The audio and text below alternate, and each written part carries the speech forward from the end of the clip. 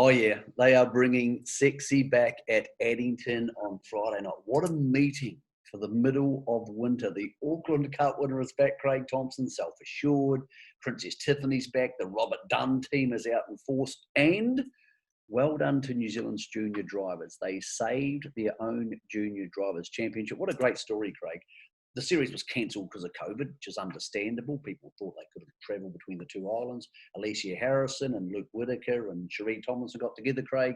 They saved their championships. They're on tonight as well as Sunday at Addington. That just goes to show what the can-do attitude can achieve.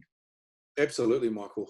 Good morning to you as well. Yeah, I mean, I love the junior drivers. I mean, they are the promotion into the senior ranks at the end of their term, and a lot of these at the moment are really standing up. The likes of Dylan Ferguson, who's probably at the end of his. We've got Cherie Tomlinson, who's doing a wonderful job. She's driving all around the country. She's in Invercargill this week, and then she's at Addington. I think it had to happen. I think they've made it happen. Good on them. They've got obviously really good junior drivers races down there tonight and backing up on Sunday with a couple as well. So I think Dylan Ferguson's got a couple of cracking drives at Addington on Sunday, and we'll talk about them for Sunday. Yeah, he's a mature driver now. He's basically an open driver driving as a junior driver, so he'll be awfully hard to beat. But yeah, good series. Well done to the juniors and everybody who supported them. But before we get to them, what about the return of Selfassured? This is a real midwinter treat because these good horses aren't usually seen at the back end of July.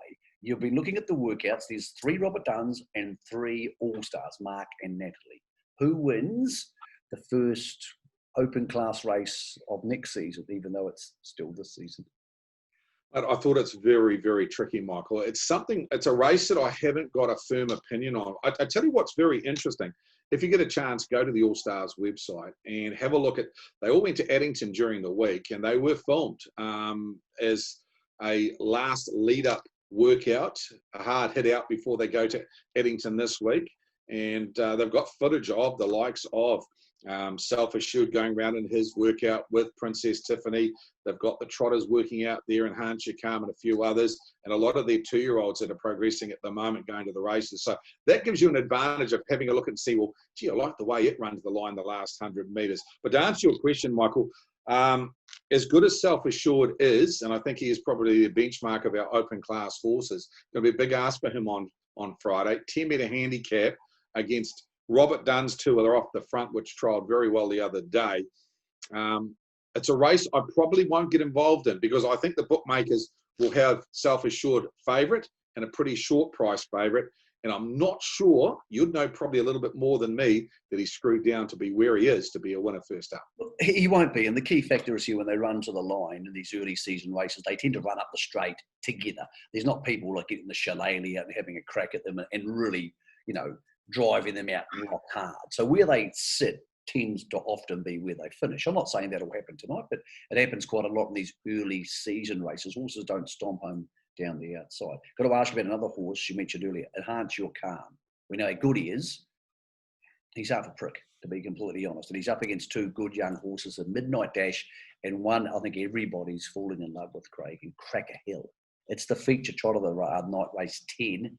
It's a beauty, and I find it hard to believe I'm tipping Cracker Hill, who's only a 3-year-old, to beat Enhance Your Calm, who's raced at the absolute highest level. But man, Enhance Your Calm's going to need to behave himself, Craig, and be really good to beat Cracker Hill. I think Cracker Hill's a special.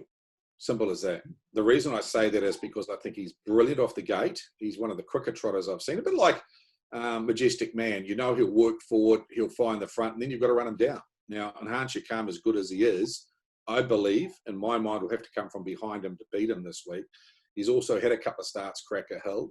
Enhance Your Calm's had a couple of workouts, but, with workouts, Michael, they can walk middle stages and run a half. You can't beat race day hard fitness. And I think Cracker Hill, I agree with you, he's only a 3-year-old, but you can remember he's 4 next month. So it's not like he's a baby. And he's taken on the age group trotters. So he's been there, done that. I think we would have seen him in Australia if things worked out. So he's that good. So to ask your question, I think Cracker Hill will win. It's what price you'll take. Okay. Robert Dunn brings out a whole lot of really nice horses. So they're getting serious, Robert and John. They've got some good fillies in race 11. And then Mark and Natalie just roll out a whole bunch of horses throughout the night. So taking all that workout form and previous performances and melting it together, what have you got for the punters tonight at Addington, Craig? I think the best bet for me, if I was having one bet and at not less than $2, I won't take anything under $2. I think race 11, number 4, Spellbound. I think she's come back exceptionally well. I clocked her last workout and she went unbelievable there.